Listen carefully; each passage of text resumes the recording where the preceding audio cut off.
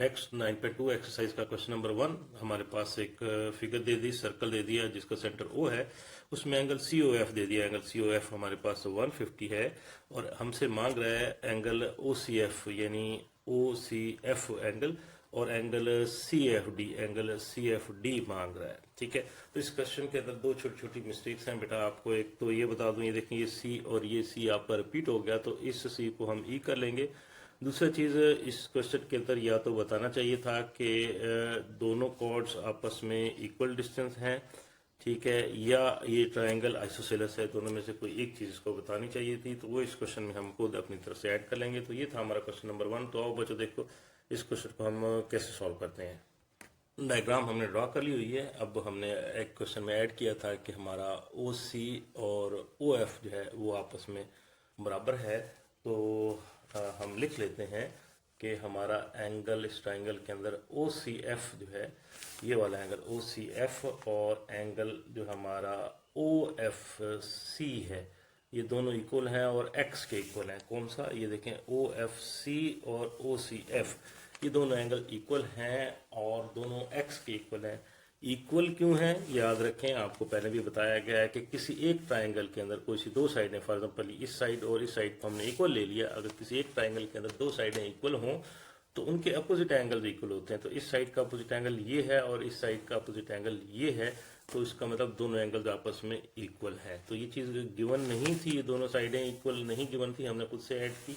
या तो इस क्वेश्चन में आना चाहिए दोनों साइडें इक्वल हैं, या क्वेश्चन में आना चाहिए था कि ये आइसोसेलेस ट्राइंगल है। बहरहाल तो दोनों साइडें इक्वल होने की वजह से जो है ये दो एंगल इक्वल है। रीज़न भी हम लिख लेंगे कि अपोजिट साइड्स हैं, ठीक है, opposite angles of equal sides, ये हमने इसकी जो हमने लिखा है वो लिख ली। ठीक है, अब एक ट्राइंगल, ये जो ट्राइंगल है इसके तीनों एंगल्स का सम आपको पता है 180 है। तो हम लिख सकते हैं कि एंगल OCF, ठीक है, प्लस एंगल ठीक है OCF प्लस एंगल OFC और प्लस एंगल COF, ये तीनों एंगल हैं। देखें ट्राइंगल के COF, OCF और OFC, इन तीनों का जो सम है वो 180 होगा।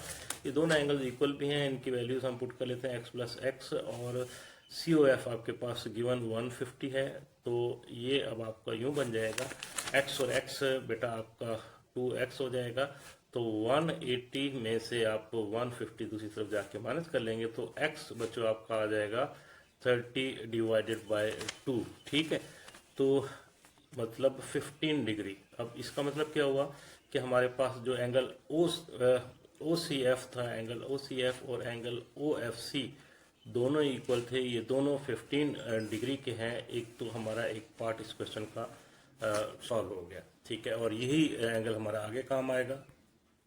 नेक्स्ट बेटा देखें, हमने दूसरा एंगल ये CFD फाइंड करना है। अब ये दो तरीकों से हो सकता है। अब देखें ये एंगल आपका 90 डिग्री गिवन है, ये 90 है, तो ये एंगल जो है ये आपका 90 होगा, और ये दोनों एंगल जो हैं ये कॉम्प्लीमेंट्री एंगल्स हैं। तो इन दोनों का सम जो है आपको अप्लाई कर सकते हैं। ये एंगल आप फाइंड कर चुके हैं, तो इस तरीके से भी आप निकाल सकते हैं। या देखा जाए तो ये एक स्ट्रेट लाइन है, और ये एंगल और ये एंगल और ये एंगल, ये तीनों सप्लीमेंट्री हैं, इन तीनों का सम 180 होता है।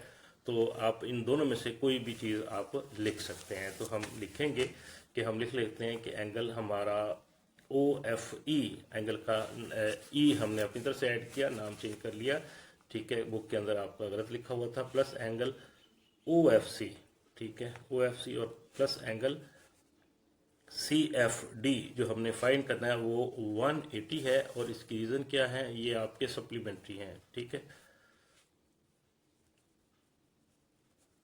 ठीक हो गया, तो वैल्यूज पुट कर लेते हैं। तो OFE हमारे पास गिवन है 90 डिग्री, ठीक है, और OFC अभी हमने फाइंड किया, ये आपका 15 हो गया, और जिस तरह CFD हमने फाइंड करना है इक्वल टू 180।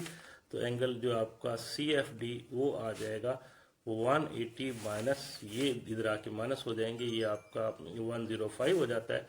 तो एंगल CFD हमारे पास फाइनली जो आ गया वो आपका 75 डिग्री आ गया। तो ये था बेटा 9.2 का क्वेश्चन नंबर 1। इसी एक्सरसाइज का क्वेश्चन नंबर 2 देख लें। हमें दो सर्कल दे दिए हैं और दोनों का जो रेडियाई हैं वो 3 सेंटीमीटर, यानी दोनों के रेडियस इक्वल हैं। ये यूं सर कह लें कि दोनों सर्कल आपस में इक्वल हैं और इनके सेंटर उसने बता दिया P N Q. A B और सी डी जो है इनकी दोनों की कॉर्ड्स हैं और दोनों कॉर्ड्स आपस में बराबर हैं और shortest distance between the chord आपने फाइंड करना है। तो इस कॉर्ड का between shortest distance of the chords from the respective centres ही हमने फाइंड करना है, यानी हमने क्यू एफ फाइंड करना है और पी ई फाइंड करना है। याद रखें क्वेश्चन में आगे बढ़ने से पहले जो शॉर्टेस्ट डिस्टेंस होता है किसी पॉइंट से और किसी लाइन सेगमेंट से, जो शॉर्टेस्ट डिस्टेंस आप लेते हैं वो हमेशा परपेंडिकुलर होता है, 90 डिग्री का होता है। ये चीज़ आपने याद रखनी है। तो ये है क्वेश्चन हमारा। और आओ बच्चों देखो इस क्वेश्चन को हम कैसे सॉल्व करते हैं। सोल्यूशन की तरफ जाने से पहले हम शुरू में ही लिख लेते हैं कि जो shortest distance from a point, बेशक वो आपका सर्कल है या कोई और है, फ्रॉम अ पॉइंट, ठीक है, टू अ लाइन सेगमेंट, ठीक है, कोई लाइन सेगमेंट हो या कोई लाइन हो, ठीक है, इज ऑलवेज परपेंडिकुलर, ये होता है। तो हैंस, ठीक है, हम कह सकते हैं कि पी ई वो परपेंडिकुलर है ए बी के ऊपर और क्यू एफ जो है वो परपेंडिकुलर है आपका सी डी के ऊपर। तो ये हमने शुरू में लिख लिया। दोनों सर्कल को नाम देते हैं, सर्कल ए और सर्कल बी हम कर लेते हैं और इस क्वेश्चन के जो सोल्यूशन है ये तकरीबन दोनों सर्कल के लिए एक ही जैसा होगा। तो देखो इस क्वेश्चन को हम कैसे सॉल्व करते हैं। तो हम पहले लिखते हैं सर्कल ए को हम कंसीडर कर लेते हैं सर्कल ए के अंदर, ठीक है। अब चूंकि ये शॉर्टर डिस्टेंस हमने कंसीडर करके इसको 90 का ले लिया, तो साथ में ये बात याद रखें कि जो लाइन सेगमेंट जो परपेंडिकुलर हो किसी कॉर्ड के ऊपर तो वो उसको बाइसेक्ट करती है। तो इसका मतलब क्या हुआ कि हमारा जो ए ई है वो हमारा 1/2 ऑफ ए बी होगा। क्यों? क्योंकि हम प्रूव कर चुके हैं कि जो पी ई है वो परपेंडिकुलर है वो आपके ए बी के ऊपर, ठीक है। तो ए ई हम यहाँ से फाइंड कर लेते हैं। ये आपका 4/2 इज इक्वल टू 2 सेंटीमीटर हमारे पास ए ई आ गया, ठीक है। और साथ में देखें हमें रेडियस दे दिया 3 सेंटीमीटर। अब ये 90 का एंगल, ठीक है, और ये लेंथ भी आ गई। तो ये राइट ट्राइंगल है और इसके ऊपर पाइथागोरस थ्योरम हम लगा सकते हैं। हम लिखेंगे इन राइट ट्राइंगल, कौन सी ए ई की, हम ए ई पी की बात कर रहे हैं, हम लिखेंगे कि ए पी का स्क्वायर इक्वल है ए ई का स्क्वायर और प्लस पी ई का स्क्वायर, ठीक हो गया।